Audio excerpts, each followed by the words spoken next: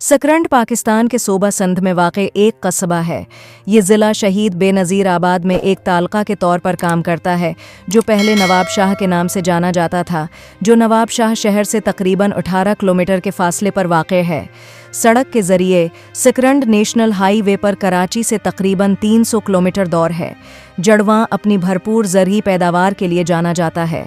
सकरंड का तारीख़ी कस्बा कौमी शाहराह के दोनों तरफ आबाद है, जिसे पुराने वक्तों में रावर कहा जाता था, जबकि तालपुर ख़ानदान और अंग्रेज़ों के दौर हुकूमत में उसे टिपाली रास्तू कहा जाता था। बरतानवी हुकूमत के इब्तदाई ज़माने में उसे नारवार रास्तू कहा जाता था। उस तरह की मुख्तलिफ निशानियां हैं जहां से ये वाज़ेह तौर पर पहचाना जाता है कि ये पुराना शहर मौजूदा मकाम पर आबाद है। सकरंड को 1858 में बरतानवी हुकूमत ने हैदराबाद ज़िला की एक तहसील कायम की थी।